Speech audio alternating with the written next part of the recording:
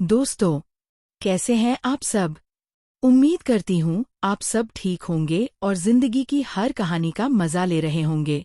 आज मैं आपके लिए लेकर आई हूँ एक ऐसी कहानी जो रहस्यों, साजिशों और पुनर्जन्म के जाल में उलझी हुई है।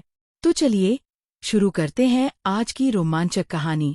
कहानी की शुरुआत होती है अनु से, एक मासूम, सच्ची और प्यारी लड़की। लेकिन किसे पता था कि उसकी जिंदगी में आने वाला है एक ऐसा तूफान जो उसकी दुनिया को पूरी तरह बदल देगा। अनु के ऊपर होने वाला है बहुत बड़ा हमला, और इस हमले के पीछे है जालंधर, एक ऐसा इंसान जो अपने गुस्से और बदले में अंधा हो चुका है। जालंधर ने अपने गुंडों को भेज दिया है ताकि वो अनु को हमेशा के लिए रास्ते से हटा दें। लेकिन आखिर क्यों जालंधर एक निर्दोष लड़की की जान का दुश्मन बन गया है। असल में जालंधर की एक बहन थी, राजनंदिनी, जो कभी आर्यवर्धन की पत्नी थी। जालंधर को लगता है कि उसकी बहन की मौत के पीछे आर्यवर्धन का ही हाथ है। उसे यकीन है कि आर्यवर्धन ने अपनी पत्नी को धोखे से मार डाला ताकि वो उसकी सारी संपत्ति अपने नाम कर सके। अब वही जालंधर अपनी बहन की मौत का बदला लेने लौटा है, लेकिन असलियत कुछ और ही है। आर्यवर्धन निर्दोष है। राजनंदिनी की हत्या किसी और ने की थी, और वो किसी और है खुद आर्यवर्धन की माँ। वो बाहर से एक सीधी सादी, धार्मिक और नम्र औरत लगती है, लेकिन अंदर से वो बहुत चालाक और निर्दयी है। उसने अपनी बहू का खून सिर्फ इसलिए किया क्योंकि वो अपने बेटे को पूरे घर की दौलत और ताकत दिलाना चाहती थी। वो चाहती थी कि कोई भी लड़की उसके बेटे की जिंदगी में दोबारा न आए। लेकिन सच्चाई अभी तक किसी के सामने नहीं आई है। हर किसी की आंखों पर पर्दा पड़ा है, सिवाय उस किस्मत के जो अब सब कुछ उजागर करने वाली है। अब जालंधर सोचता है कि आर्यवर्धन ही उसकी बहन का कातिल है, इसलिए वो अनु को निशाना बनाकर आर्यवर्धन को तकलीफ देना चाहता है। लेकिन तभी कहानी लेती है एक अप्रत्याशित मोड़।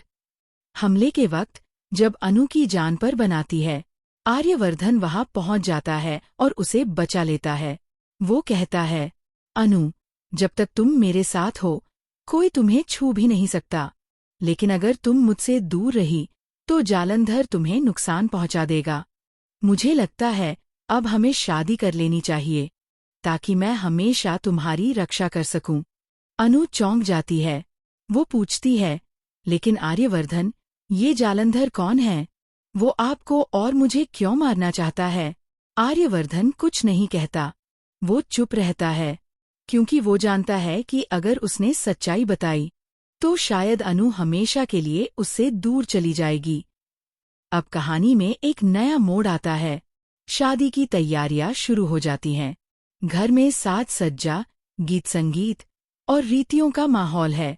पर इस खुशी के बीच एक रहस्य छिपा है जो सबकी जिंदगियों को तहस नहस कर देगा। शादी के बाद अनु को अजीब अजीब सपने आने लगते हैं। सपनों में वो एक पुरानी हवेली, एक जलता हुआ दिया और एक औरत की चीख सुनती है। वो डर जाती है। उसे लगता है जैसे वो सब कुछ पहले भी जी चुकी है। धीरे धीरे उसे एहसास होने लगता है कि वो कोई आम लड़की नहीं, बल्कि राजनंदिनी का पुनर्जन्म है। अब अनु की जिंदगी एक रहस्य बन चुकी है।